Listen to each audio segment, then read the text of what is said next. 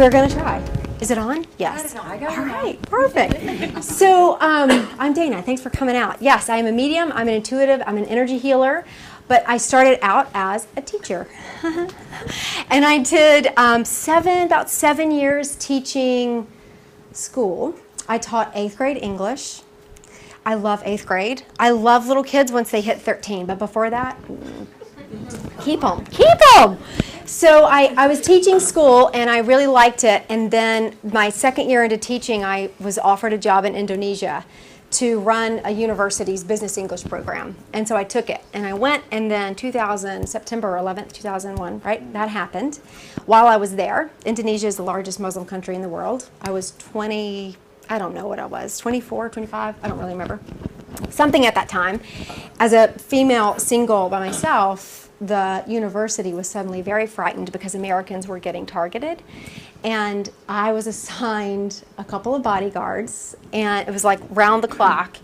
And after 2 days of that, I went to the university head and I said, I don't care if I die. I cannot have these men in my business anymore. It was, they're like right with you all the time. So then the government called for an evacuation, and I had promised my parents if the government called, because of course they're like, come home. So I promised them if the government called for an evacuation that I would leave, and the government called for an evacuation, so I left right before Christmas of 2001. Came back, started teaching again, and then decided, if I'm going to teach, I'm not going to just do it. I'm going to go whole hog. So we're not just going to be in the classroom like, I'm going to work my way, I'm going to change things. We're going to make a difference in this world, because that's what we do as idealists, right? So I go and I start working on my master's, and a few months before I finished my master's program in educational administration and leadership, I suddenly recognized the difference between here's the perfect theory and here's how it's being worked out today. And I don't see people wanting to make it better. People want me to shut my mouth, is what was happening. And so I left and I went to the bank, and it was a really weird, how the universe kind of lines up, makes it all happen? Well, earlier in that same year, I had owned a home and I had quitclaimed it and was waiting for that to go through, but the bank kept charging me for my mortgage payment. And so I went to the bank finally because I couldn't figure it out, and I went to the bank and I said, I need to be refunded, and this needs to stop being charged. And the man said, here's the number, and here's who you call. And I looked at him and I said, I so appreciate that. I'm not leaving your office until it's fixed. And he was like, oh, okay. I was like, thanks. And I just waited, and it took him like 45 minutes. He was so frustrated, and he finally finished, and I said, I appreciate it so much. And I was leaving, he said, do you want a job? And I said, no, I'm a teacher, but thank you. And he goes, no, but I think you might be good here doing mortgages. And I was like, no, I think you might be wrong. I can't do math. I love English. I'm going to go teach my kids. And he said, if you ever want a job, here's my card. You let me know. And I said, all right. He called a couple months later. He was like, hey, just still wondering if you want a job. And I was like, I do not, but I so appreciate you thinking of me. I have your number. I will call you if I ever change my mind. So then we fast forward to the ending of the master's program, and I was like, I think I'm going to call this man at the bank and see if he's still hiring. So I called him and I said, hey, do you have any positions? And he said, no, but I'll make one for you. And I said, well, okay then, when can I start? And he said, when do you want to start? And I said, I want to finish out my contract, because my dad always taught me that was the right thing to do, And I said, I want to finish out my contract, but I'll be free as of mid-June. I can start whenever. And he's like, okay, let's shoot for July, because it takes like 6 months to get onboarded with the banks anyway. Any of you work for the banks around here? That's shocking. That's really surprising. It's such a banking place. All right, so yay for you. Congrats. So I love the bank. So I worked for the bank for a couple of years, and then the economy crashed. And I was like, wow, I don't know how I'm going to sustain myself on 100% commission doing mortgages for products that are going away and people who can't qualify. What am I going to do with myself now? And the management wouldn't let me leave because they liked me, You get something good, you hold on to it. So they didn't want me to go, and then lo and behold, there was all this little wonky stuff that happened, and we got a new interim manager, and he did surveys. Are you happy? What do you want to do? And I was like, oh, it's my chance. I'm not happy. I want something different within the bank. So then I was promoted up to corporate. And I was doing corporate banking, and it was fun, but man, that is a pressure cooker and half. I was working on builder realtor business, so I would be at a meeting and be the only female in a 10-mile range. And so it was like trying to hold my own, and then it would always be the comments of, I see why the bank hired you. And I was like, yeah, because I'm smart. So it was kind of that pushing uphill, and I felt really out of control in my own life. It just felt messy. It felt hard. It felt like I was swimming upstream, for lack of a better way to say it, and I'm not a salmon. And not even to reproduce, not even that. So I was trying to figure out what will help me feel empowered. What will help me do that? And so I started doing more and more yoga. More and more yoga, more and more yoga, more and more yoga. And I ended up leaving that job and finding something different within the bank. And so I shifted over into national marketing. And I had like a 1 month kind of, or like a 2-week hiatus. And I went down to the beach in Daytona because that's where we go. It was what was cheap. So I went down to Daytona is cheap. So I went down there and I just kind of had a week by myself at the beach to figure out, what am I doing? What do I want out of life? Where do I go? And I know it's really hot in here, guys. I'm sorry. So these visions would come and I would see Jesus, right? And I'm like, I don't even understand that. And I would see Buddha, and I didn't understand that. And I would see these really weird shapes when I closed my eyes. And I was like, I don't even know what that means. It's like some kind of greater than or less than symbol. I have no idea. And I was talking to one of my friends, and I was telling her these things that I was seeing in my head. And she said, you're seeing runes. Do you guys know what runes are? Like a divination tool? And I said, well, okay, so explain that to me. I said, here's what I'm seeing. And she said, here's what it means. And it was like, a cracking open, fertile streak where you're going to open up into who you are. And like, I don't even know what you're talking about, but okay. But I was realizing like I'm seeing something outside myself. And I kept asking the question, what is it that I need to be doing here? Because I know I'm born with a purpose, and I know it's not to work for the bank. No offense. I know it's not to work for the bank. What am I meant to do? Because I feel so lost. And I kept feeling yoga. So even in Daytona, I went and found a yoga studio, and I was thinking of teacher training, but I was like, that's crazy because the last thing I want to do is teach some yoga. Not for me. Love you people who do it, but wow. So I went to take a class, and I walk in, and of course, they're like, oh, hey, we're just wrapping up our teacher training. And they're taking all these pictures, and they're talking about teacher training, and I'm like, maybe that's what God means when he says look for signs. Maybe that's a sign. I'll just file that away. And I kept thinking and I kept hearing yoga teacher training. So I said, well, fine. When I get back to Charlotte, I'll look and see if anything's being offered. And if so, then I'll pursue it. And if not, I'll know I'm making stuff up in my head. And I got back and I saw there was a yoga teacher training program being offered, but it had already started. And so I emailed and I said, I see that your program has already started. It looks really interesting. Please keep me informed next time you do it. And she emailed right back and said, we've postponed the starting date until this day. You still have time if you'd like to apply. And I was like, sign, that's a sign. So come the start date, I was super, super sick. Like super, just could not get out of bed sick, right? And so I said, well, that's the sign that I shouldn't be doing yoga teacher training program. So I emailed her and I said, I'm so sorry, I'm not going to be able to do it. I cannot even get out of bed, and I know that it doesn't make sense to do this 8-month program if I miss the first whole weekend. So count me in for next time. And she said, no, actually, there's been another change in schedule. We'll be starting next month. And I was like, I cannot run away from this. I cannot run away from this. So I did it, and I wanted to quit every weekend. Isn't that how it goes? You just want to keep quitting. So, and I pushed through it, and what started happening during this time, because I lived by myself, is I would go home, and I don't know how yoga does this, but it opens up these channels in your body, and I'm sure there's all sorts of science to prove it, but it opens you up so that you're more attuned to your senses. You're more aware of what's around. You start clearing out the clutter of what's inside you to make room for whatever's coming in. And that's what yoga did to me. So suddenly, I'd be sitting in my chair in my living room, and I would look over and I would see somebody standing in the corner. And I'm like, I don't know who you are. You mind your business. I'll mind my own. It was creepy. It was so creepy. I didn't know what was happening. And I kept trying to figure it out, and I didn't have any help. There was no guidance. I didn't know what to do with this. And so I keep on trying to like call places, find ways to open it up. Nobody knows anybody.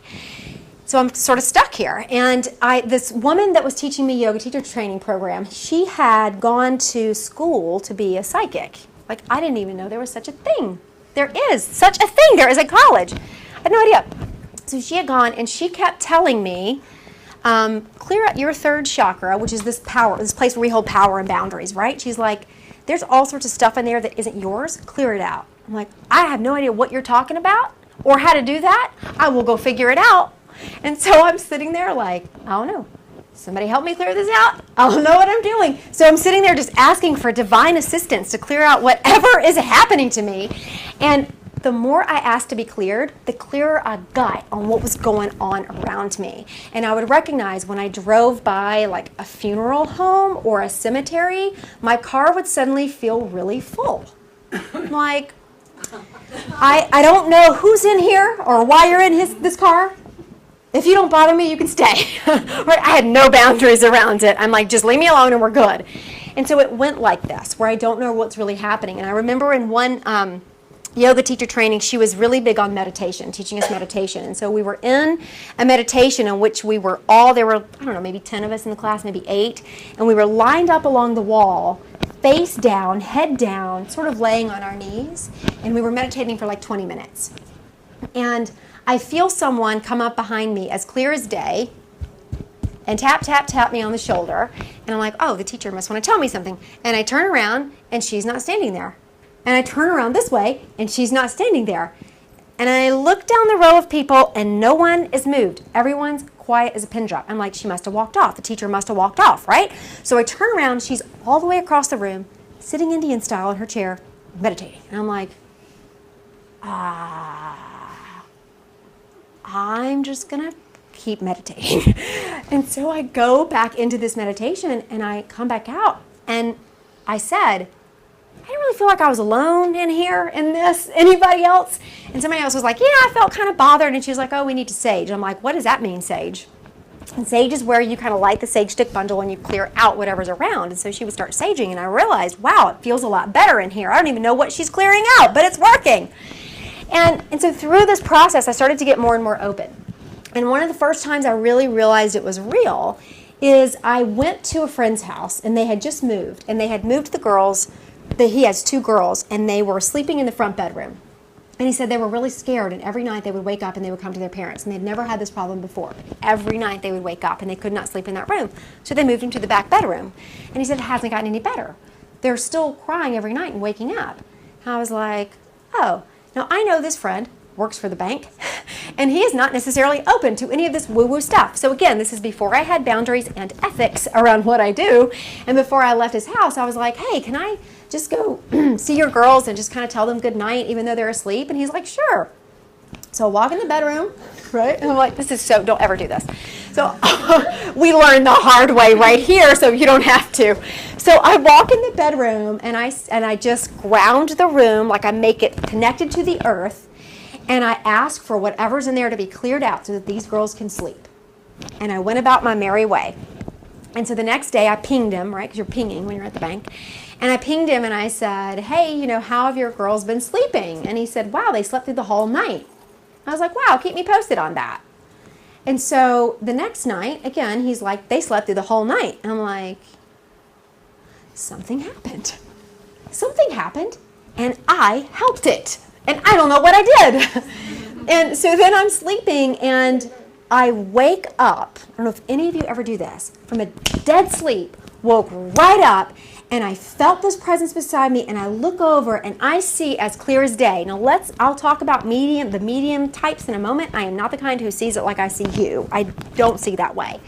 So I see it like I see you. And I saw her standing there, and I still remember she had on dark pants, she had on a navy blue and white striped shirt, she had dark hair, and she was staring at me, and I was like,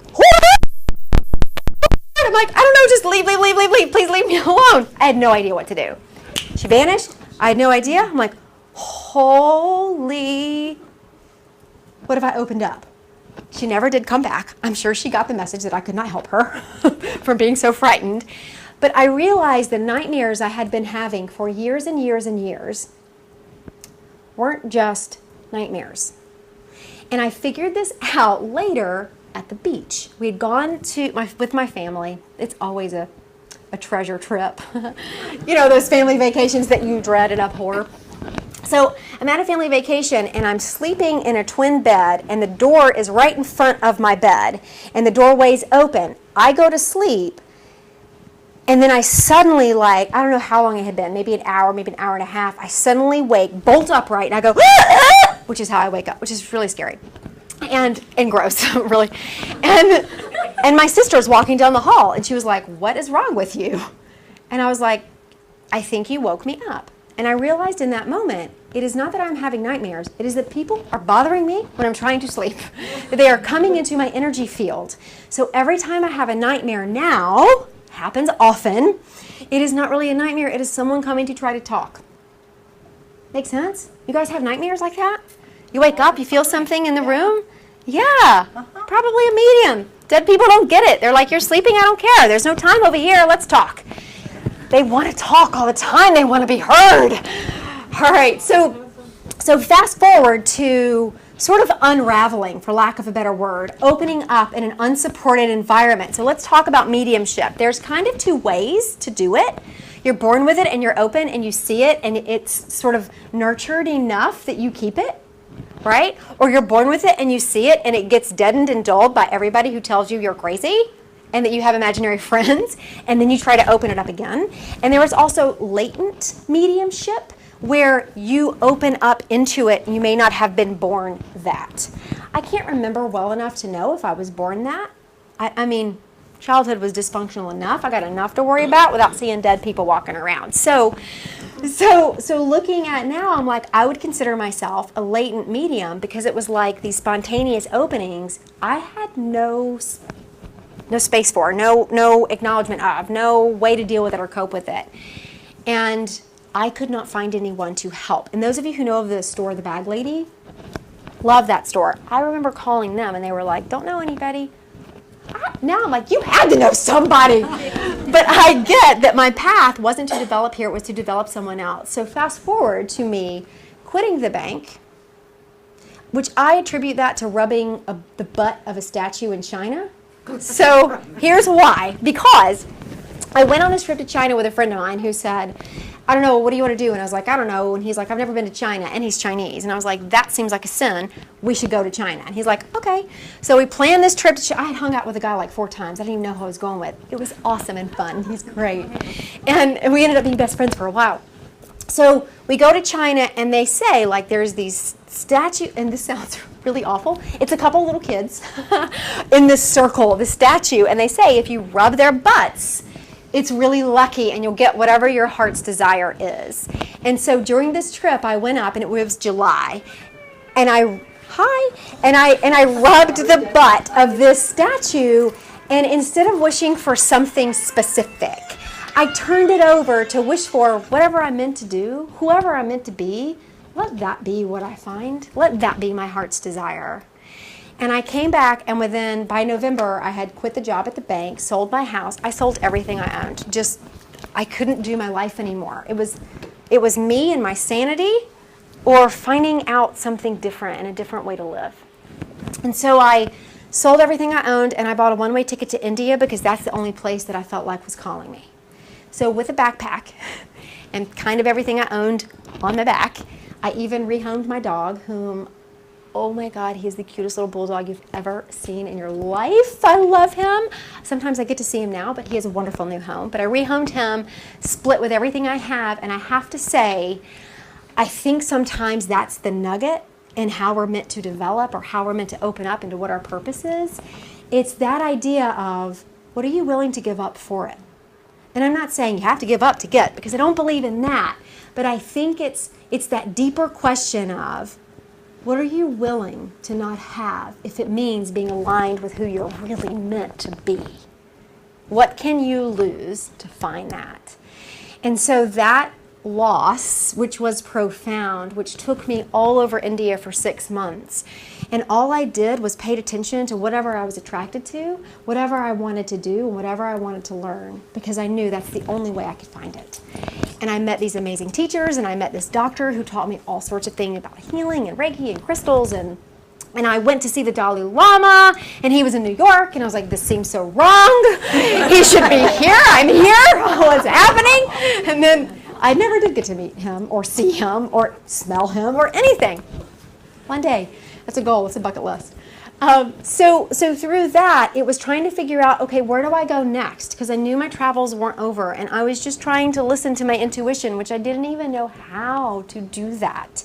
The secret to finding your own intuition is finding your own power. Who are you? And who are you willing to be? Because that's when you can trust your intuition. You can be getting intuitive hits all day long. If you don't believe in yourself and feel empowered enough to hear it, you're not going to listen to it. But when you hold that kind of power, that right there is that's your gift. That's your key. That's the key to intuitive. That's the key to mediumship. That's the key to energy healing. That's the key to life. That's it, right? So fast forward through India. Lots of funny stories there, and I wouldn't even get into it because it's just we'd be there all day. So I didn't know where to go next. I'm like, my visa runs out. I have no idea where I'm going. I'm not ready to go home. I probably have like parasites and worms because I blew up like a big old balloon. It was crazy. I looked down one day and I was like, whose body am I in? This ain't mine. How do you get pregnant doing yoga? What's happened here? So I was like, well, maybe I should reconnect back to my own body. And I did not know where to go. So a friend of mine sent me an email out of the blue, and she said, I had this weird dream. You went to Thailand. And I was like, oh, perfect. I'll do that. So follow my friend's intuition, right? When you don't have your own, follow someone else's. So I go to Thailand, and I end up, I really wanted to do like some kind of fasting program to clear out my body, because the first step in mediumship, now I know, is and I don't mean diet, right? I have a crap diet, who cares? But it's clearing out the crap in your body that you carry around with you. It's clearing that out, making space for whatever's meant to come in. So I wanted to do this fasting program. Oh, I can't afford that. I'm like, I'm living on $20 a day because that's all I got. I can't do like $2,000 in a week. So I instead went to do Muay Thai kickboxing, because that's what any human being would do, right? So I get there, and this is like 2-a-day training sessions. You're sparring. You live in the gym. My room was in the gym. I would open my door, and there would be sweaty men and women all over these boxing rings. I'm like, perfect. I mean, walk and share the shower. You know, it was gross and fun and awful and great.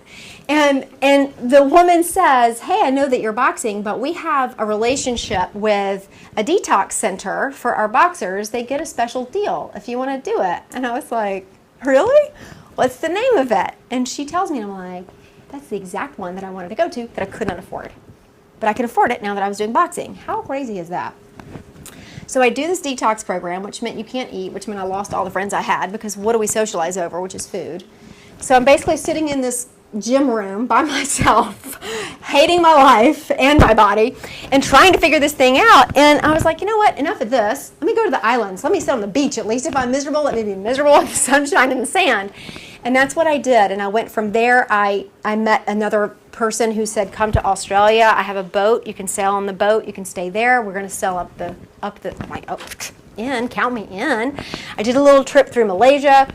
I get to Australia, and I fly into where he tells me to meet the boat, and he's like, oh yeah, not there yet. I'm still in Sydney. You'll have to come down the coast. And I'm like, I got a bag full of tropical clothes. It's winter down south. It's cold. I'm broke and poor.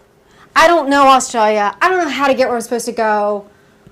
I give up. Like, what am I doing? But finally I just found the bus station, right? So I get my little happy self on a bus, and I go down to Sydney, and he keeps saying, it's gonna be next week, and we're gonna be ready to go. And I'm like, all right, tell me what I can do to help you. Like, I was in marketing, how can I help? And he's like, that's great, come into the office. This is how I ended up working for a car kitting, you know, they build like sunroofs and flares on your, I don't even know what all that stuff is. I ended up working for a car kitting company in South Carolina, in Sydney, Australia, for a week. It was like, and done. Family business, completely dysfunctional. They would throw their coffees and teas at each other. They would slam doors. So I'm like, I can't, what? I'd rather be somewhere else. So finally, at the end of 3.5 weeks, I say, I am going without you. I am booking a flight, and I am going up north where it's warm and I can actually be warm and feel my feet again. Because in South Australia, they don't believe in like heating up the place. They just believe in being cold. And they believe in rats. Let me tell you, that rat was bigger than I am. I laid in bed at night and didn't pray for like to find myself. I prayed that rat didn't eat me in my sleep. It was big. All right, so continue forward, right? I did a couple weeks in Australia, and then I went over to Indonesia, and I did not think I would find myself back there, but I kept dreaming about it. I kept seeing it in my dreams. And so I find myself back there, and I'm like, I don't know what I'm meant to do. Let me just open up to whatever feels right. And I felt like refugee work was it. And so I'm like, how do I find some, I don't know. I walked to the hotel, and I walked into the lobby, and I said, do you guys know anyone who does refugee work with children, orphanages, anything? And the guys go, how about you? And they look, and there's this man sitting there whom I had never seen in there before, who happened to be there that time, who owned the hotel, who was really well connected in the villages, who knew the prominent woman who ran the prominent refugee orphanage, rescue, whatever you call it. And so he called her. And I'm like, I have no money to give. I have an old pair of tennis shoes I can donate, because I boxed those right up, right? Boxing days are done. But I will give time. I can teach English. I will help in whatever way. You want me to help? Tell me what to do. And she's like, okay, meet me on the beach. I'm like, okay. So I walk, 35, 40 minutes down the beach to meet her, because I could not drive a motorbike at that time, which is a skill you need in Bali, which I now have. Dangerous. So I meet this woman, and we start doing some work together, and she says, I have this woman who wants to write about me for a newspaper, and she's studying mediumship, and she wants to try to read me, and I know you're interested in that woo-woo stuff. Why don't you come with me? And I'm like, okay.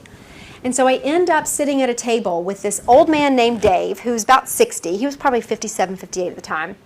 And this woman named Michelle, who's from the States, who writes for newspapers and studies mediumship in her spare time, I guess. And this woman who runs this organization and me. And so Michelle starts to read this woman, Vibeke is her name, and really doesn't quite get a good hit, right? And Dave looks at me and he said, give me your ring. And I had this ring that I had made for myself in Bali, and I took it off and I gave it to him. He didn't even know my name. And he starts telling me about my grandmother who had passed over, and he starts telling me about my life. And it's one of those things that you want to believe it so badly. And in that moment, it's the moment that I went, oh my God, it's real. This is real. There is no way this man could know these things about my grandmother or know these things about me. This is real. And he said, I'm hearing your grandmother's telling me that you are not sleeping well and you need some healing to help you sleep. I hadn't slept since I'd landed in Bali. I had been a month with insomnia. It was awful. And I said, yeah, Granny's right as usual. Yes. Hit me up with what you got. And so he sits me in this chair and he does this, and I can't describe it other than saying it felt like static electricity around my head. I went home that night and slept like a baby. And I woke up the next morning and I was like, oh, when I was leaving, he said, here's my number, call me if you want a reading or want something more. And I whipped his number out, and I'm like, Dave, when can I come see you? I want more of whatever magic you have. And so I went, and he did this reading, and he pulled through my grandfather, whom I was so close to my grandfather. And one of the things that caused my world to crack open was my grandfather's death. And one of the ways that it cracked open, I realized after he died, my grandfather and I used to always talk about World War II, because he was in the war, and his tank blew up, and he had earned a Purple Heart. And we would always talk about that. And I would ask him questions, and he would never tire of answering me. And he gave me his Purple Heart. When I was 13, he gave it to me. And I loved that thing, and I lost it, as 13-year-olds do, right? And I looked for that thing everywhere. I've never found it. And when he was older and in the nursing home, I went home, and my dad said, Granddaddy would like to see his Purple Heart. And I immediately burst out into tears, and I was like, I lost it. And he's like, it's okay. He won't remember by tomorrow that he asked for it. Like, it's all right. I'm like, oh, I feel so bad. So when he died, I'm carrying with me like that guilt of he never got to see his Purple Heart again because I was irresponsible, And I'm falling apart, and the mailman comes to the door and gives me the mail. The mailman's name was Terry, and he had delivered the mail for 20 years. He knew the neighborhood in and out. And he handed me a letter, and I looked down, and I'm like, this is the neighbor's mail. Why did he knows who I am. Like, we chat. I don't leave him date, nut bread or whatever for Christmas, but we chat. And so I'm looking at it, and I look, and there's a Purple Heart stamp in the top. And I was like, that's my granddaddy. Like, that's it. That's it. That's how it connects. And so when David was reading me, and he was reading about my grandfather, and he was really coming through and talking about all of that and giving permission, and my grandparents, who desperately wanted me back from Indonesia the first go around, desperately wanted me back. I was the problem, right, because I was gone. They through that reading gave me permission to do my travels, and they understood why I was doing them and that it was necessary, and that permission felt like a healing. It felt so good. And so it was in that moment that, as I defined myself as a healer, I recognized mediumship is healing too. You're giving permissions, you're getting things from the deceased, you're healing old wounds, you're revisiting these things that need to be sealed up and closed off, and that is what it's meant to be. Mediumship is proof of life after death, but more than that, it is about healing what you've got going on. Because it is harder to heal a relationship with someone when they're alive than it is to heal when they're dead. Because when they're dead, their ego can drop out of the way, and they're just this ball of conscious love. And that's what you get to connect to. And it felt so good to feel that come through, and I just wanted it so badly. And I said to him at the end, he was like, do you have any questions? And I said, no. And he's like, do you have any questions? And I said, I don't think so. And he said, are you sure you don't have any questions? Because I think you have questions. Your grandmother's saying you have a question. And I said, fine. I don't know how I know things sometimes, but I know them and I feel them and I don't know what to do about it. And he said, yeah, well, that's because you're supposed to be studying with me. Come on Tuesdays. And I said, well, how much is that going to cost me? And he was like, nothing. It's the way that I choose to give back to Spirit. It's my gift. Come on Tuesdays. Tuesdays are my favorite day of the week because I would go on Tuesday and we would do a mediumship development circle. So he and myself and Michelle would sit and develop. And developing mediumship is, first of all, and this is what I love, and this is what I want us to do right now, is he would have us say a prayer in whatever source we connected to, and his and mine was God. And so we would say our Heavenly Father who art in heaven, we would say that prayer, and that's kind of how we closed ourselves up and protected ourselves. It's the energy that we brought in. But his greatest teaching to me at the time was, we create energy when we're doing something like this. We create energy in groups. We create energy when we sit intuitively and connect. We need to direct that energy somewhere. So before you start opening up that energy, ask for healing for yourself first. Every time, yourself first. Then you get to ask for everybody else. If you're not healed, you're no good to anybody else. Heal yourself first. And so we would go around the circle and we would close our eyes and we would say, and I want you just to close your eyes and just, you can say it in your head if you'd like to, but we would say, with this energy that is being created, I ask for healing for myself. And then I ask that healing energy that is being created be extended out to everyone else who needs it. Everyone in this room, everyone that we love, every living animal, every living organism, everyone who needs that healing energy, may they receive it in the way they can. And then you open your eyes. And then you're ready to start mediumship. And he was a hard and fast teacher. I mean, this man was like, close your eyes. Okay, tell me what you get. What do you get? What do you get? What do you get? What do you get? Okay, I'm going to give you an issue. What do you get on this? I mean, it was like, wow, if he were a nun, he would be smacking my fingers with a ruler. He 60 years old, right? And he was a retired truck driver and boxing trainer. He would flat out teach you how to connect to Spirit and then kick your tail if you didn't do it right. That was who he was. And this is who I learned from. And it was amazing. And he said, through the development, he said, you're developing really fast. Let's do one-on-ones. And so 3 to 4 days a week, we would get together, we would connect, be it at his place, be it on the beach, be it wherever, and we would sit and we would connect and we would meditate. And this is how we got to know each other, is that we would sit across from each other with closed eyes and I would say, here's what I'm seeing. And I remember specifically one time I saw this red-haired woman, because this is how I see as a medium. When I close my eyes, or sometimes even when I don't, it's like I can see the face of a person. And usually it's like hair, sometimes eyes, but I can see them in that way sometimes, right? And so I described this red-headed woman and sort of the things I felt around it, and he starts laughing. And I said, what? And he said, Spirit is telling on me. And I said, what are they telling on you about? And he was like, this is a woman who tried to have an affair with me. She wanted me. And I was like, oh my gosh, that is none of my business. That is not at all. Yeah, you don't get to choose the information that comes through when you're a medium. You are the channel. You get whatever they want to say. And sometimes it is so inappropriate that I will have to prepare whoever I'm reading. I'm like, this is going to be hard to hear. Or I'm like, if your kids weren't with you right now, your husband would like to say something else. He is not going to say that right now because I'm not going to let him. It's inappropriate. But Spirit, well, they're funny. They will. I don't know if anybody was there, but at the Bag Lady one time, I did an open mediumship demonstration, like a live demo. Was anybody there?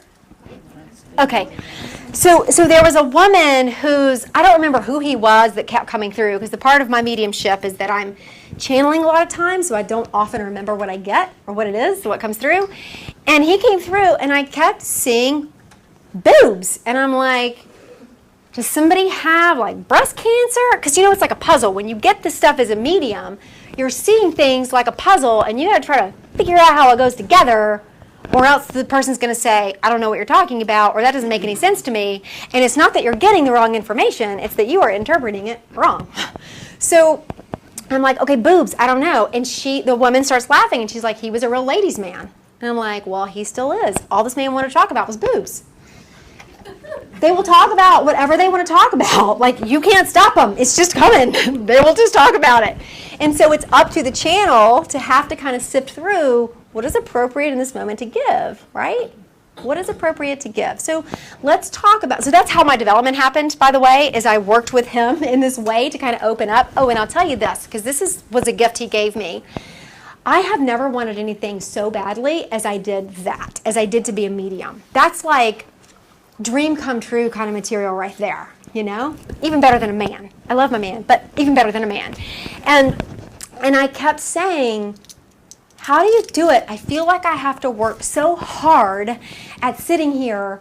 How do you just do it? Because he'd just do it. He's like, it's around you all the time. And at one point, he was like, stop closing your eyes. And I'm like, tell me to close my eyes. And he's like, yeah, but Spirit isn't going anywhere. Just because you close your eyes doesn't make them show up. They're here all the time. You need to connect all the time. So keep your eyes open. And now, what are you getting on this? And I'm like, oh my God, this is hard. Because I'm seeing what I'm seeing, but I'm trying to filter out the physical to get to the deeper part of what's underneath. He was a real hard teacher, but so good. So in kind of developing me in that way, that gift that he gave was to be open to whatever comes through. And it's not for you. What's coming through isn't for you. If you don't understand it, that's because you're not meant to understand it. You're simply meant to give it. So when things don't make sense, give them anyway. And it just was this like, well, that's really big. It's not for me. I'm not doing this for me. This is not the Dana show. This is, what does this person need? What's coming through for them? I don't have to understand it. I don't have to make sense of it. I have to let go of it so that it can be gifted to where it needs to go, right? That's what being a medium is about. And the other thing he told me is, if you want it badly enough, tell me how much you're meditating.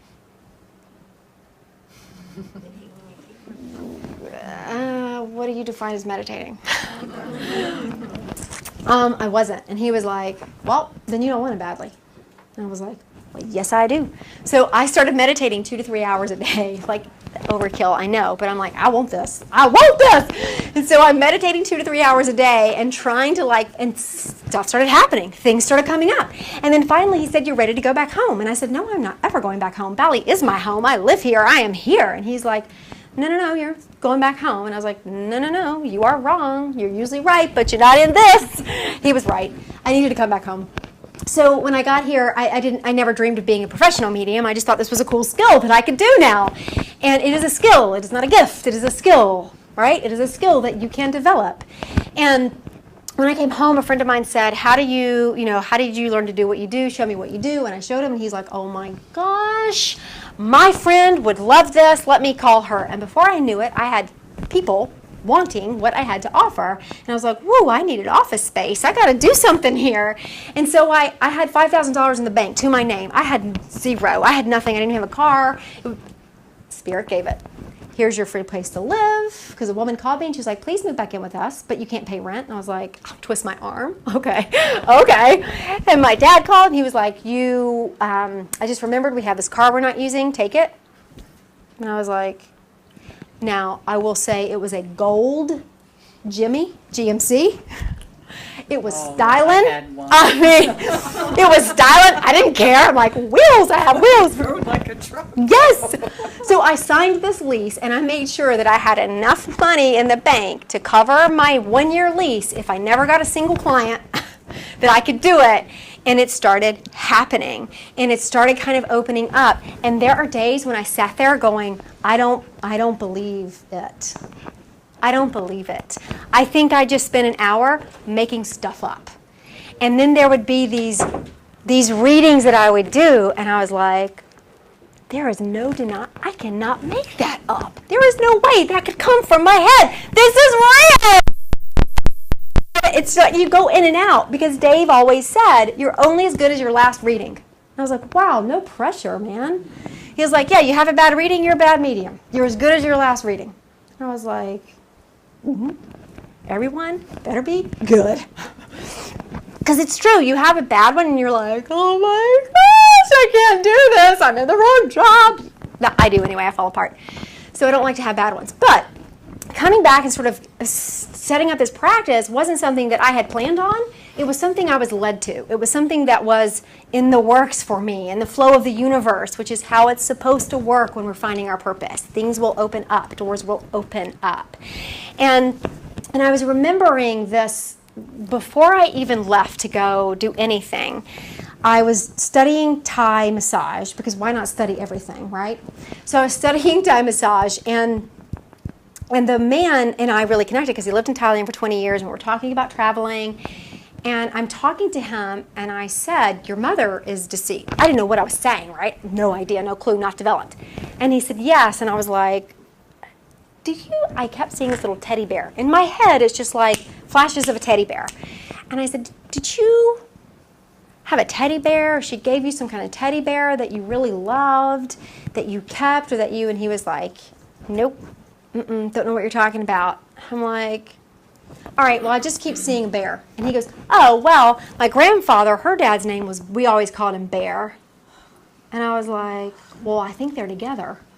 And so it's like little things like that I started recognizing. This is what mediumship is. This is what that gift is. And I want to take you guys through it. I don't know if you're here to just see me, which probably not, or to learn about what it's like to be a medium, or to like maybe you're thinking you are a medium. So what I want to do is take you into when I first started working, what I would do, because I wanted to be good at what I do. And so what I would do for hours before I had a client, right? Because I would have like 2-3 clients a week. And so I had all this time. So I would lay on my bed, which don't lay on your bed right now. You have to sit in these chairs. And I would close my eyes. So close your eyes. And I would ask to be surrounded and protected by divine light.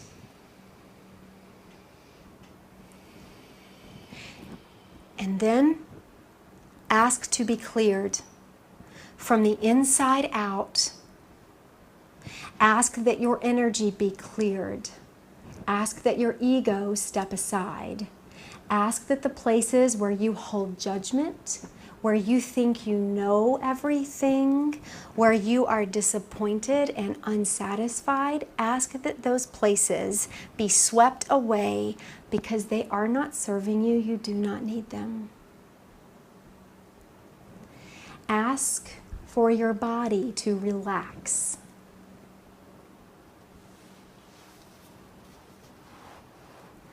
Ask for your energy field to expand with clarity.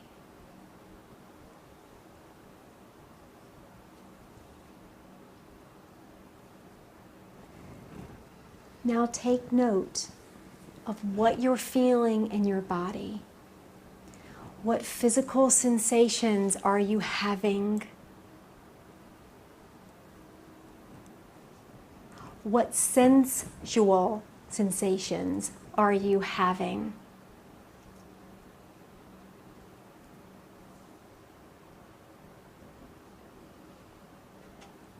And now ask that those be cleared away too, so that you get to be a clear channel for whatever this world needs of you.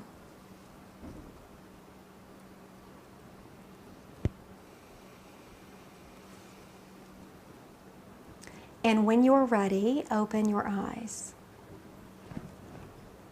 I don't know if you guys felt it, but it was like there was a bump in the room. And I can feel it just because I'm trained to feel it. But it was like, poof. It's like everybody's energy field went poof. I don't know if you guys felt it. It was like a little popcorn, like poof. And did you guys feel like what that felt like to be cleared? Sometimes we have so much crap, we really need a long time to clear it, but sometimes we can feel an immediate shift. But that's getting out of your own way. It's letting go of your own ego, because you're not going to be a good intuitive if you carry around an ego. The color just changed in the room. Yeah, it's the whole room just shifted. Yeah. Being a medium, being an intuitive is all about being clear. That's it. You don't have to ask for anything else. You have to be clear, because you have to know what's your stuff versus what's somebody else's stuff. They're sitting across from you, right? So mediums can come in all different kinds of ways. There can be trance mediums. Have any of you ever seen a trance medium? Do you know what that is? So a trance medium is someone who, Dave could do this, and it freaked me out every time. I am way too much of a control freak to be a trance medium. A trance medium is someone who allows the spirit into their body to control it. So what it looks like is the person sitting here like this, and then they go,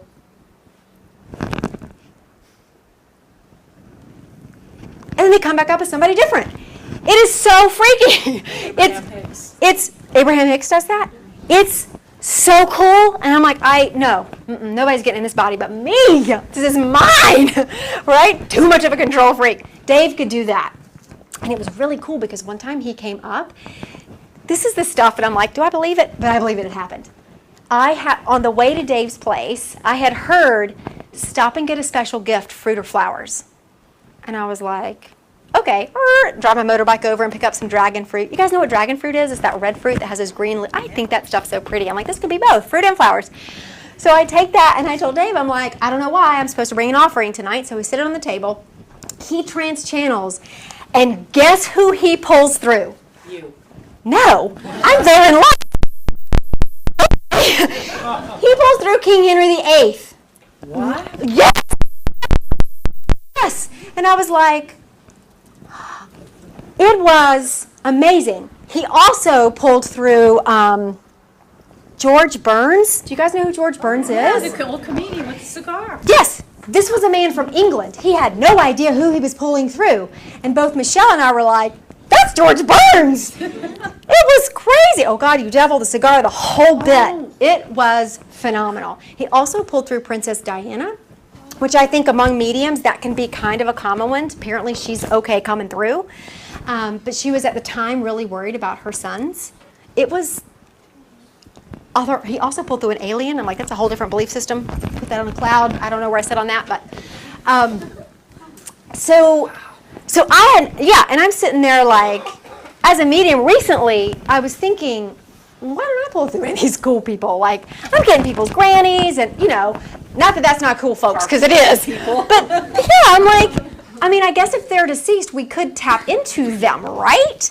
And lo and behold, I have a client come in about a month ago, might not be quite a month ago, and we're sitting there talking, and I said, somebody's here for you. And she goes, well, describe them. And so I'm like, and I start describing the hair. It's like this crazy hair. And I'm like, I don't know, he feels like a crazy, kooky grandfather, like he's old, I don't know, but here's what he's talking about. And I start spouting out this stuff. I have no idea what I'm saying.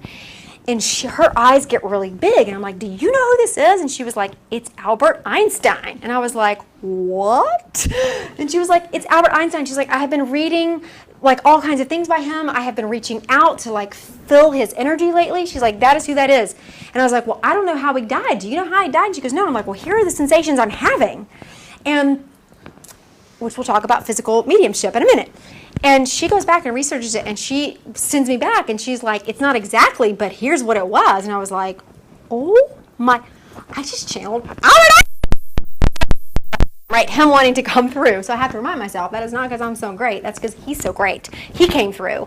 And that's my only celebrity I've ever channeled, but isn't that cool? I wish I could remember what I said, because I know he was talking about theory and science, and he was talking about how time works, and I didn't record it. I don't know, but I'm sure it's cool stuff. So physical mediumship is the way that I tend to work. And what that is you allow the spirit into your body so that you feel them. You don't necessarily trance out. You don't totally leave. You can feel them there, and you're sort of half conscious of what's coming through and then half unconscious of what's coming through, right? So I'll have people that are like, hey, you remember you did this reading? I'm like, I have no idea what you're talking about, but you're so cute. I don't know what you mean. So that physical stuff, and this is normally, I'd say 90% of the time, the way that I get spirit to come through is I take, just like you guys were earlier taking stock of your body, those physical sensations I asked you to listen in for. Before I sit with anyone as a client, I will always feel what is in my body, because I want to know what's mine versus what's somebody else's, because that's the way that I work. So when spirit comes through, they will come through in ways where they sit in my body, and I can feel, usually it's how they died or how they crossed, but sometimes it can be if they had like a chronic illness or something chronic going on. And so, like, if it's lungs, a lot of times, like lung cancer or lung, it's like I'll have a really hard time breathing because it physically feels it in my body. The other week, I had someone, and I was like, oh. I mean, it hurt so bad during the reading, I had to ask the spirit to step back, because come to find out, the client didn't know what she had. She's like, I don't know how she died. I'm like, whatever, this is I gotta step back. She's got to step back. And she texted me later, and she said she died of ovarian cancer. And I'm like, well. So those kind of sensations are how I read the energy of people who have crossed over, right?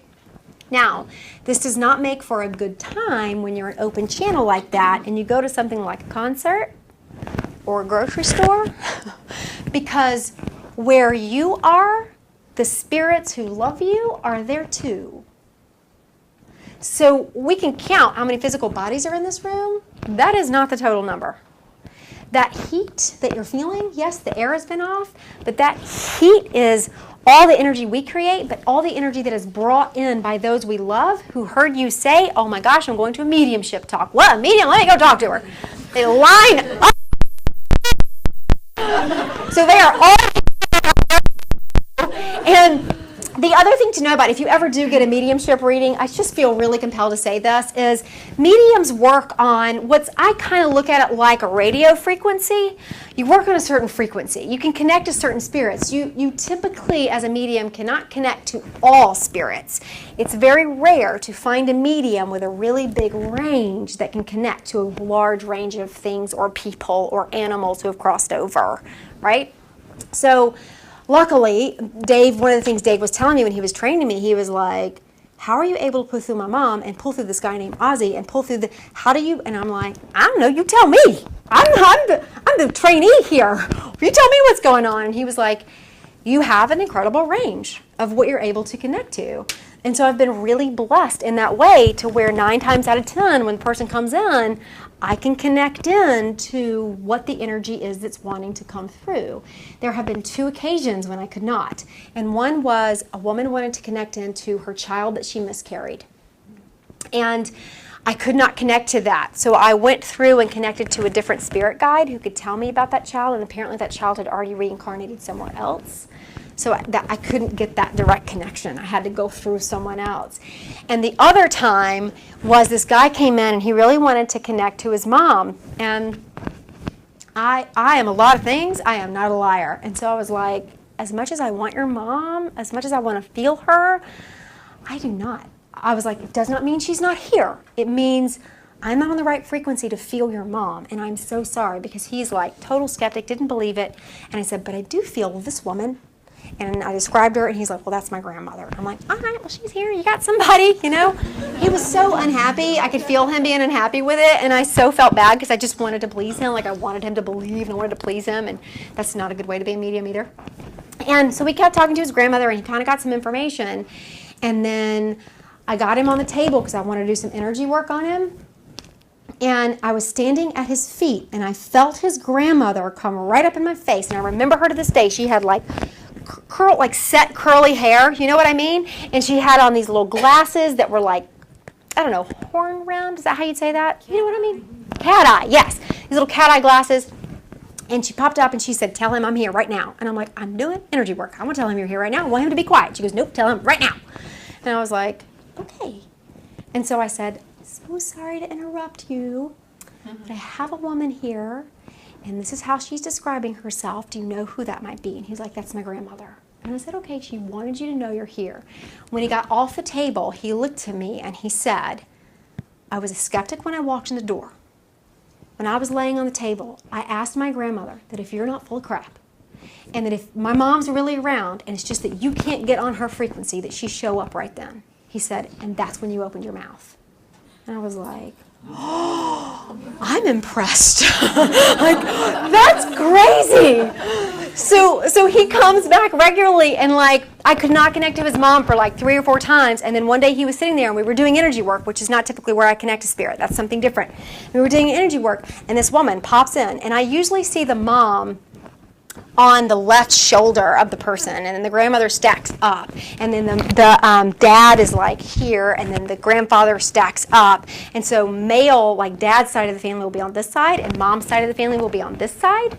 That's what I've devised for spirit to communicate with me that way. That doesn't mean they always mind the rules, because I have had a rule breaker spirit come in, and he and I had to go because I kept describing him, and she's like, well, that sounds like my uncle, but that was my dad's brother, not my mom's brother. And he was standing on the mom's side. And I'm like, sir, are you on the right side? And he was like, no, I'm not following your rules. I'm dead. And I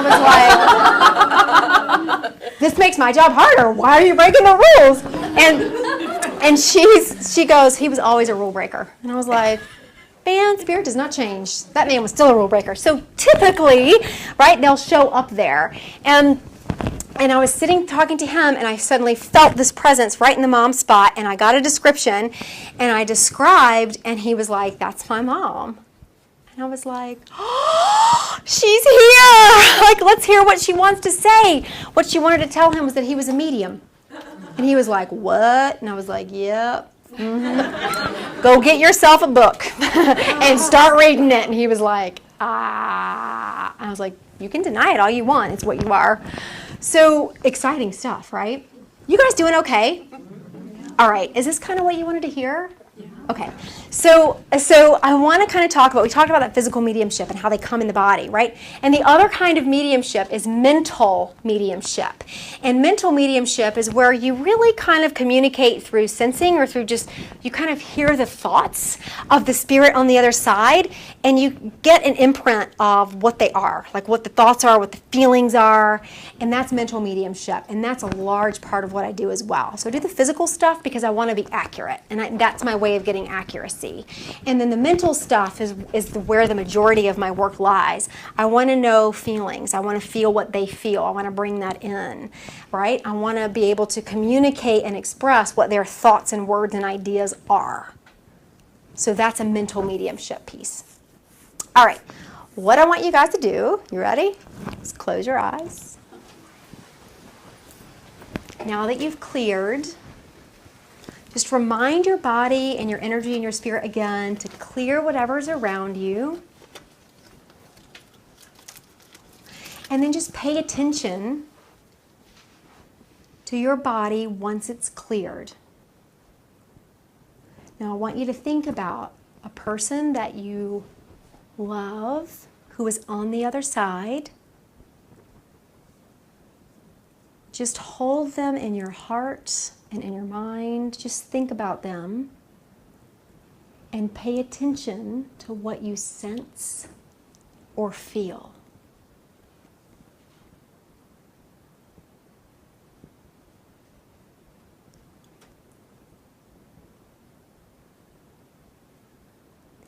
And now recognize that the emotion is not your own. That emotion is the gift they are giving you.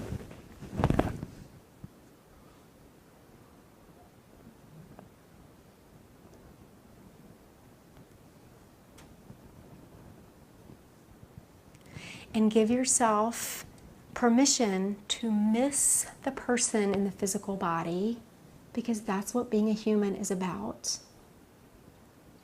It's okay if you feel grief in connecting to a loved one.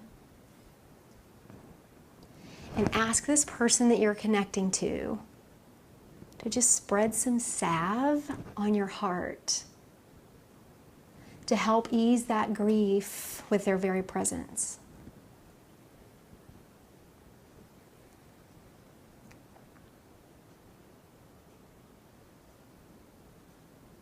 And thank them for being around and near you. And when you are ready, you can open your eyes.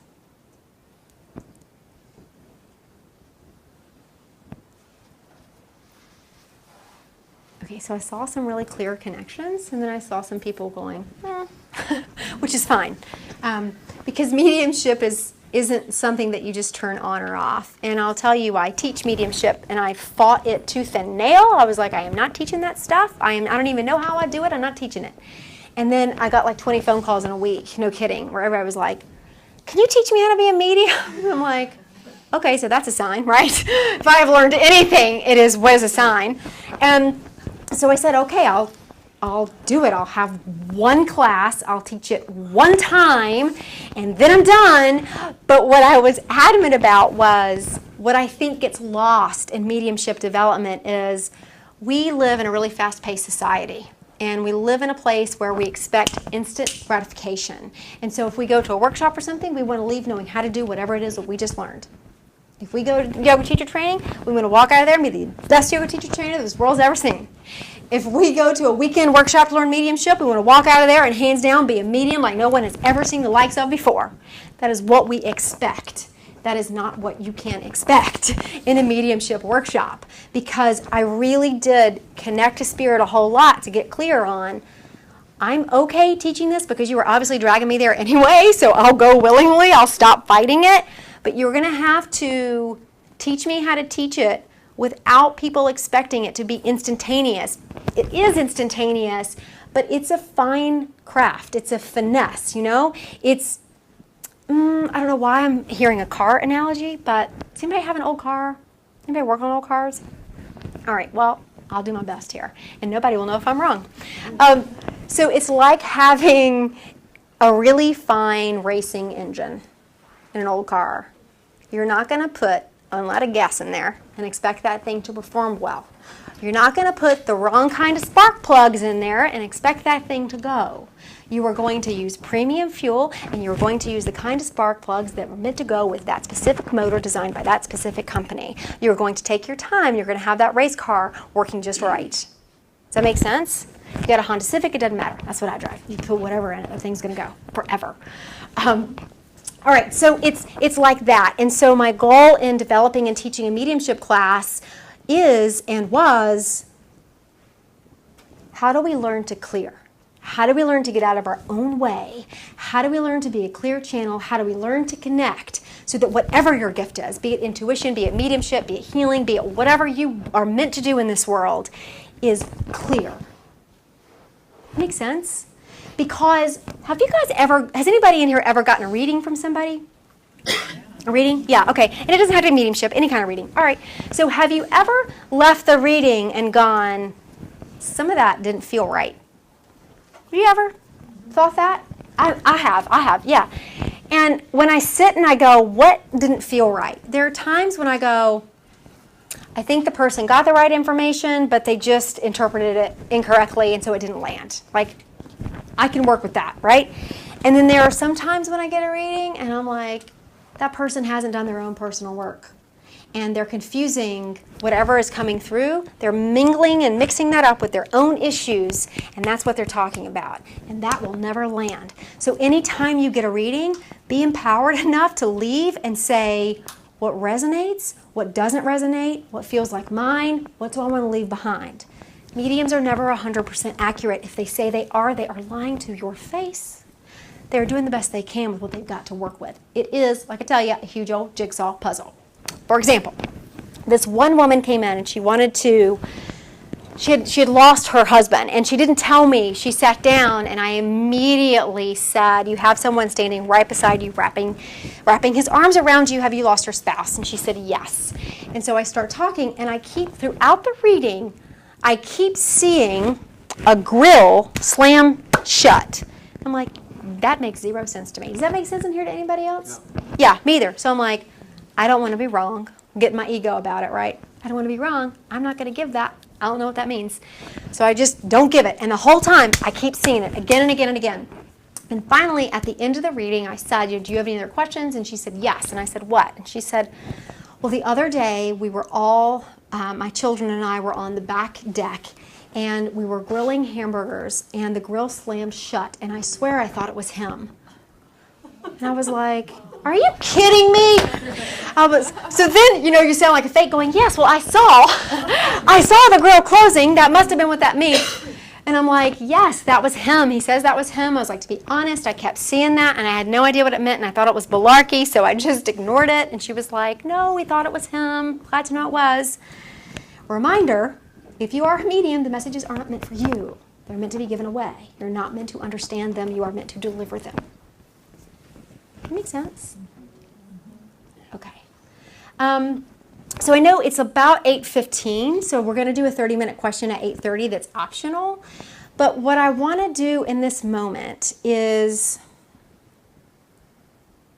let me ask if I'm supposed to tell a story. Let me ask what's supposed to happen, okay? Because I feel like the information is the information at this point. I feel like you guys are pretty saturated with the information. Okay, hold on a second.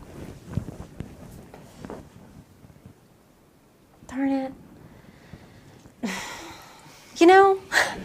So what they're asking me to do is to do a little quick demo, which I was like, I'm not doing that tonight. And they're like, yes, you are. So we're going to do a demo. I don't know what this is going to be like. I don't like to do this. It makes me so nervous. I want to throw up. So I already feel sick to my stomach. Just bear with me. And it's really hard to do in a group like this because there are so many spirits here. So I'm going to go with the loudest one. And Is that my mother? oh, I don't know. I don't know yet, because right now I'm like shutting that off. So I am going to close my eyes, and I'm going to reach out, and I'm going to see what lands where. And I've only done this one other time, and I swear I'm going to throw up on you guys. I promise I'll try not to. Thank God I haven't really eaten much today, or I would be upstruck. All right. So I'm going to close my eyes. We're going to go in. We're going to see what happens. All I need you to do is hold the energy and send me love and want me to succeed, because if you want me to fail, I will, and it will be miserable, and I'll be sad. All right, so I'm going to close my eyes. Okay, here we go. You're telling me to sit down. I'm going to sit down.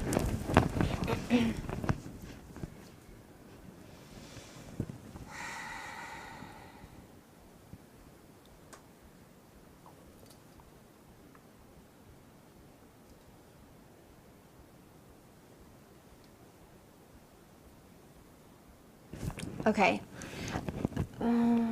This feels like, let me just go into what it feels like, and then I'll find a direction. This feels like there's definitely heart issues. I can't quite feel if it's heart attack, but there's definitely heart issues in this person. As soon as I opened up, it's like my heartbeat felt irregular, and it felt like something was wrong in there, okay? That's the first sign. Now, the second thing that I'm feeling is, and let me tell you, I can't, and they're like, don't teach while you do it, you'll get off track. Okay, so we'll go back. My body feels like it's lifting up out of itself, but it's doing it in a way that makes me think when this person was crossing over, they probably would have been on some sort of medication, like a painkiller. They would have had some kind of heart issues, and they would have been on a medication that was some sort of painkiller, because it feels like, and they would have had indigestion. Sorry. Right? It's like so uncomfortable. They would have had indigestion when they were alive as well. They would have heart issues. And as that feeling of like, that medication feeling is like I'm floating out of my body. It's what I call the Percocet feeling. It doesn't mean it was Percocet. It can also be morphine, can sometimes feel that way, but it's like this floaty feeling. Exactly the way my husband died. I don't know. It could be it's substance for sure, but it's like a floaty, like I'm not in there. Heartburn and everything. Okay, hold on. Let's just go back in and see, right? Could have been Dad. Hold on, let's see. Wow, man, the indigestion is uncomfy. Now, I'm asking for them to describe the body shape, and I feel like my belly wants to get bigger. I feel like it's protruding. There would have been a belly. I feel my chest going in, which means this was a male, not a female. I feel burly is the only thing I can think. I feel bigger. My arms feel bigger, and I feel hairy. I feel hairy. Is that your dad? Okay, hold on. So what we don't want to happen is feeding the medium, which means don't give me information about how he crossed, what happened, because that's cheating, right? I needed you to identify him. I needed you to accept him, but I don't want you to give me any more information, because then that means you don't know if the medium got it or if they gave it. You know what I mean? It becomes confusing. All right. So we get burly and hairy. There's hairy arms. And there is trouble balancing. It's like my point of reference for what's real is off. It doesn't feel like, it's not in a regular brain pattern like, what's that word when you can't remember stuff? Alzheimer's. It's not that, yes. It's not Alzheimer's, it's definitely not amnesia, but it's like I am... Dementia? It's not even that. It's not brain induced. It's like, well, I mean, it could be because it's like the balance is off, but the spacing is off. Does that happen when you get drunk? Like your space? Yes. Like, where am I? What's up close? What's far away? And there's a sense of like, there's an imbalance not only in the body, but there's an imbalance in the energy inside. When this person was alive, it feels like there was, I'm gonna say what looks like pockets of rage. Did you have, as your father, did he have pockets of rage that were You told us his solved? chakras were barbed-wired. You don't remember. I don't remember a thing. I don't remember a thing. Okay, you told us that. Okay, so there's like these pockets of rage, and I swear to God, they are not a plant. I'm sorry that your dad's coming through against. I have no idea, but it's like there's rage in there. Okay, so hold on and let me verify that he belongs to you. Let me ask him where he sits and make sure. Okay. Did he ever have any lower back issues? Did he ever have back pain? That was Nick. Yes. Sciatica. So is that the dad? That's different. Okay.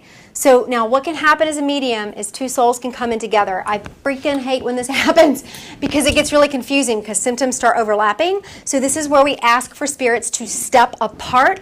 They're both wanting to be heard, and they're like, we'll both get you. We're going to come in. So I'm going to ask them to unwrap and see, because I'm feeling all this pain down here, and it's really uncomfortable. Okay, and it's shooting down right leg. Oh my God. Is that his leg? Mm-hmm. Okay, so that's whoever this person is. I don't know. Okay, so that's him. Let me see who wants to come forward more. Okay, hold on. You guys doing all right? Okay.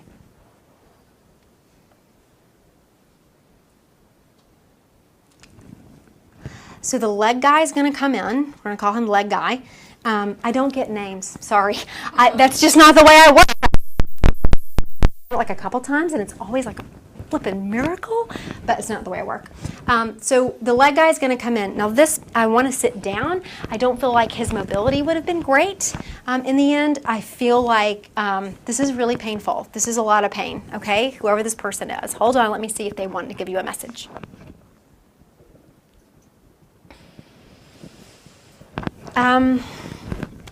So I'm hearing what is normal to hear, but I am hearing this is about letting you know you can heal from this passing, this crossing, this person who is crossed. It's fully healing, and there's something that hasn't fully healed. Was Nick a spouse? Yes. Okay, that makes sense. Because it's like you haven't fully... I haven't. No, you haven't. And what he's saying is, she sits around all day and misses me and wishes I were here. And I'm just the messenger. No, so you're right on so target. what he's saying is, she's pining away for what her life should have been like instead of living the life that she has right now. And she's missing out on where she's meant to be. And I want to tell her, and I am going to not say this fully because we're in a church, but I want to tell her to get up off her tush and get busy with her life. And he's adamant, and he means it. And there is a forcefulness in him that tells me he could carry his male energy, and that when you were around him, you felt safe, and you felt protected, and you haven't felt like that since. What he's saying is, you need to come up with your own male energy so that you can start to heal your life and live it. Because right now, you are not living your life. You are sitting around not doing it. Do it. That make sense? Oh God. Okay. You're He's really on target. okay. He's really hot and he's really manly. He was furry. He is furry. He is furry. I want to stand like this and eat more room. Okay. I'm going to ask him to back up. For 35 years. Yeah. Okay. That's a really long time to not live your life. That's a long time to not live your life. I want you to take a deep breath. Breathe in. Now exhale it. Now breathe in again, and as you breathe in, be really conscious that what you're breathing in is prana, is air, is soul, is life. And take that all the way down to your toes. Take another sip. Pull it all the way down. It's hanging out in your rib cage. Pull it down. There you go. And now exhale all that crap you don't need. Now, know that you are loved. Know that he is with you. Know that every time you sit on the couch not doing anything and watching TV, and by the way, he says you watch far too much TV. Every time you do that, you better know he's sitting right there judging you. And he's sitting right there saying, this is not who you are. So every time you sit down to watch TV, you think about that. Go live your life. Do something fun, because that's what he wants for you.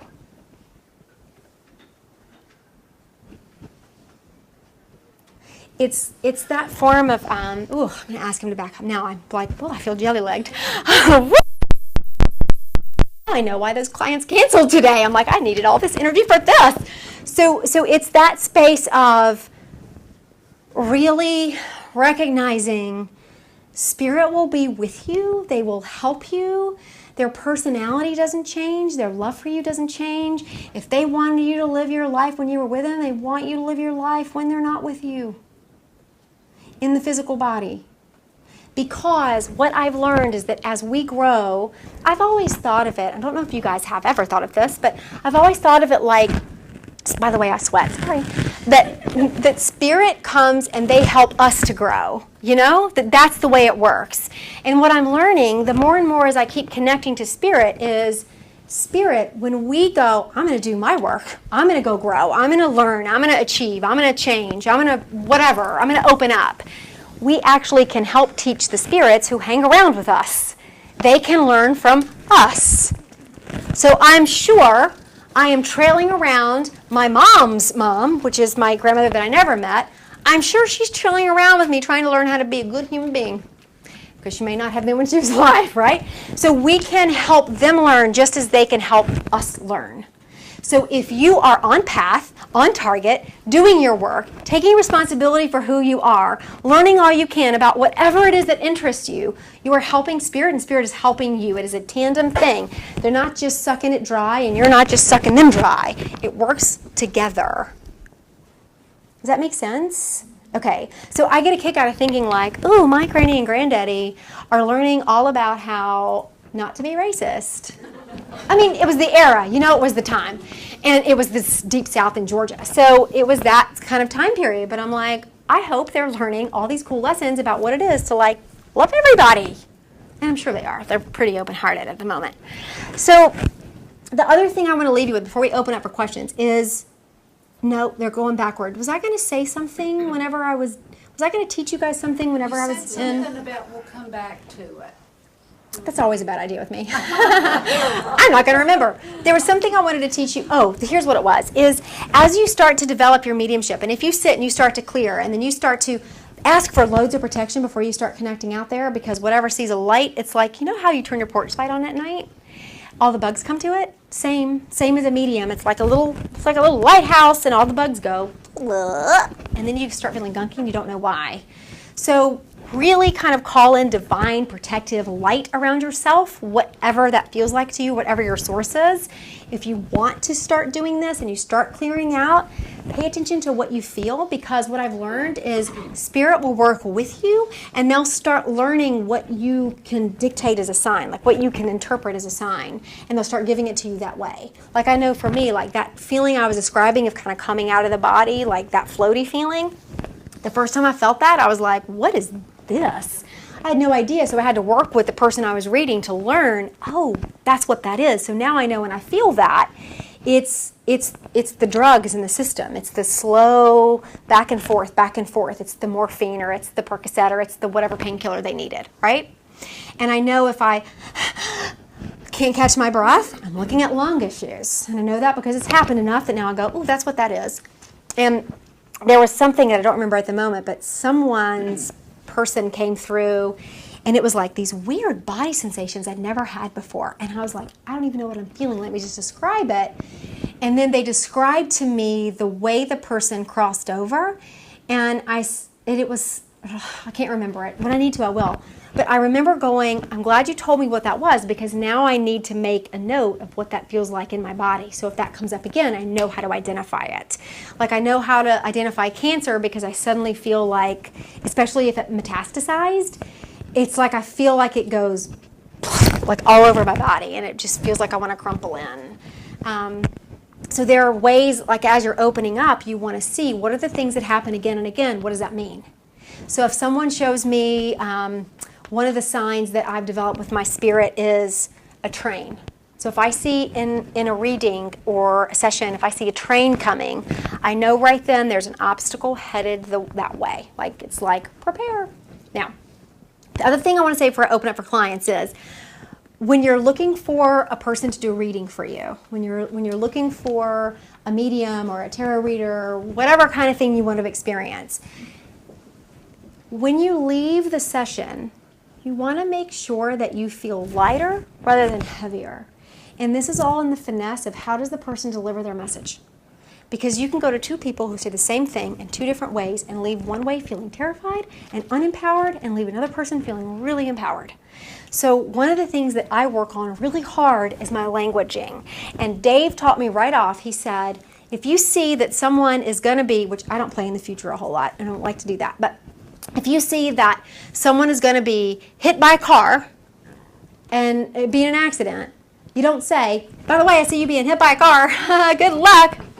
You say, hey, when you're crossing the street, be really careful. Pay attention. If you're walking in the road, just pay attention. Because then you give them the empowerment to shift it, rather than saying, here's what's going to happen, good luck with that. So pay attention to who you go to. Do they leave you feeling empowered or unempowered? Because that's the difference between a good reader and a great reader. That makes sense. It makes a difference who you go see. Makes a difference. Just like who you talk to for support sometimes. You can talk to a person and you hang up and you're like, I feel worse than I did before I called them. Or you can talk to someone and they may say the same thing, but they just feel so different and they hold that space so well that you hang up and you're like, oh, I feel better. I talked to 3 different people today about something I was needing support with. And every person said, well, I can't give you any advice. And every person, I'm like, of course you can't. But, so they're not supposed to, right? But every person said it differently, and I hung up the phone feeling really supported by some people and not supported by others, just in the delivery. So it matters who you get as a reader. Make sense?